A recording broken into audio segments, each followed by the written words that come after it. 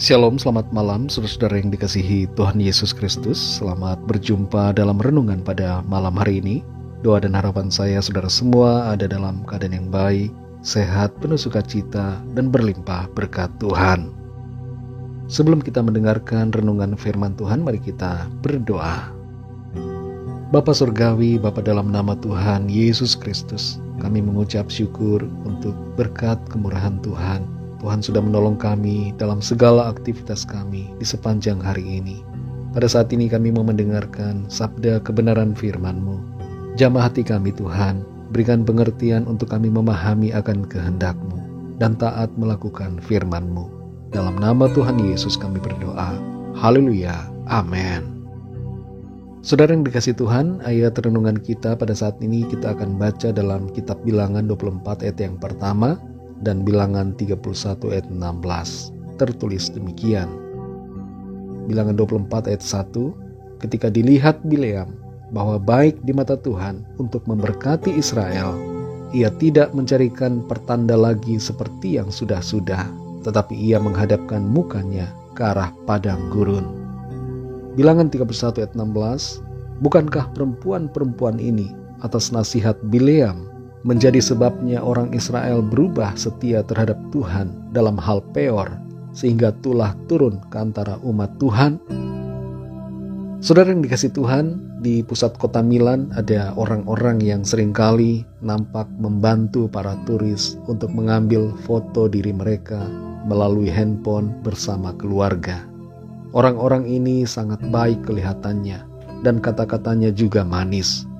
Tapi setelah membantu mengambilkan foto dengan HP, maka ia akan mulai memaksa meminta uang dengan kata-kata yang kasar, bahkan memaki.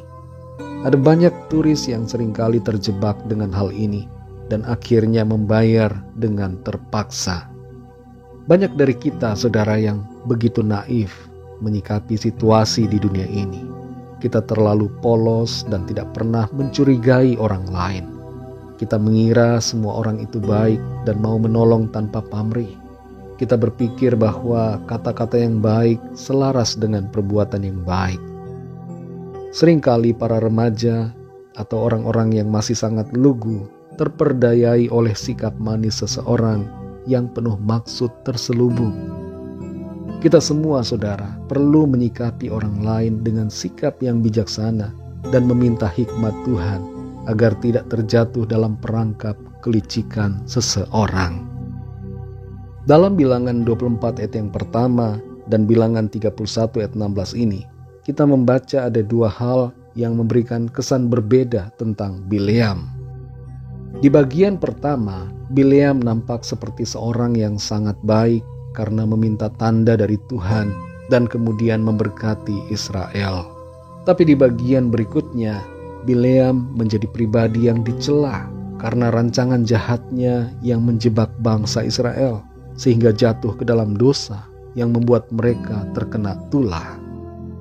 Dua wajah seperti ini dari satu pribadi yang bernama Bileam terkadang kita hadapi di dunia ini, dan untuk itu kita perlu sangat berhati-hati agar tidak masuk dalam perangkap yang merusak dan menjatuhkan kita dalam masalah. Bileam sebenarnya adalah tokoh yang memiliki karunia-karunia dari Tuhan. Tapi sayangnya ia berhati licik karena keinginan-keinginan duniawinya. Dan itu sebabnya setelah ia tahu bahwa ia tidak bisa mengutuki bangsa Israel, ia merancangkan sesuatu agar bangsa itu jatuh ke dalam dosa perzinahan dengan wanita Moab dan jatuh dalam penyembahan berhala.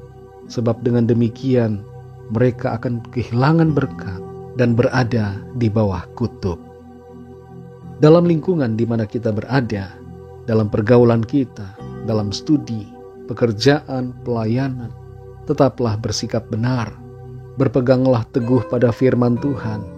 Jangan terperdayai oleh perangkap manis seseorang atau rencana jahat dari iblis, agar kita terluput dari segala masalah dan tidak terjatuh dalam dosa yang mengundang kutuk dan persoalan. Jadilah cerdik seperti ular, tapi tulus seperti merpati dalam menghadapi berbagai macam situasi dan orang-orang yang ada di sekitar kita. Menjadi pribadi yang naif, yang polos dan lugu adalah baik. Tapi kita harus cerdik, saudara. Pakai hikmat Tuhan dan waspada selalu dalam menghadapi setiap orang di sekitar kita. Jangan abaikan suara Roh Kudus yang memperingatkan kita untuk menghindari atau menjauhi orang-orang tertentu atau situasi tertentu. Jadilah berani untuk mengambil langkah dan keputusan sesuai kebenaran firman Tuhan tanpa harus merasa sungkan terhadap orang lain. Kasih karunia Tuhan akan menolong dan memampukan kita. Mari kita berdoa. Bapa Surgawi, Bapa dalam nama Tuhan Yesus Kristus, kami mengucap syukur untuk firman-Mu yang sudah kami dengar. Kami kembali diajar untuk kami bersikap yang benar, bersikap bijaksana, berhati-hati terhadap orang-orang di sekitar kami. Di situasi akhir zaman, di mana kejahatan semakin meningkat, kami butuh tuntunan Tuhan, hikmat dan pertolongan-Mu, supaya kami dapat memilah mana yang baik, mana yang tidak baik. Kami dapat mengerti niat-niat orang jahat yang terselubung di sekeliling kami.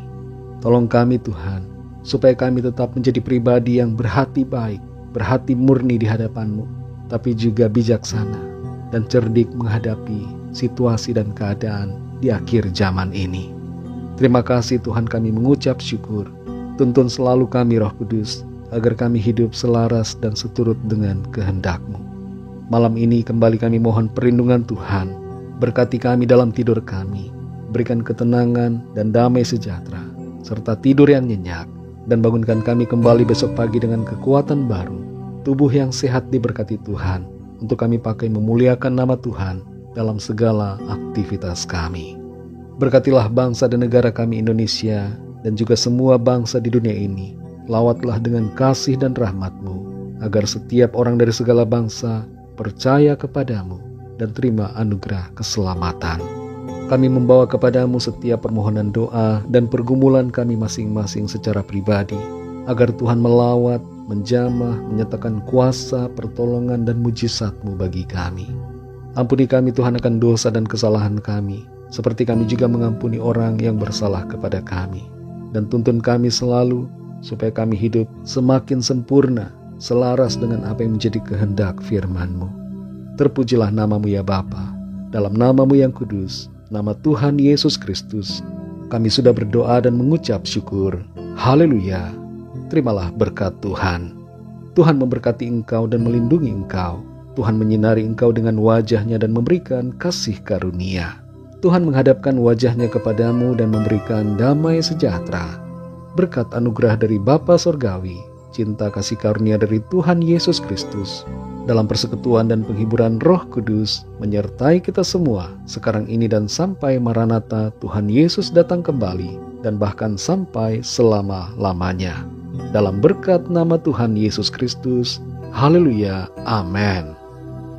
Puji Tuhan, saudara yang dikasih Tuhan, saya percaya firman Tuhan menjadi berkat dan kekuatan buat saudara semua, dan Roh Kudus akan menolong saudara untuk lebih lagi memahami kebenaran firman Tuhan.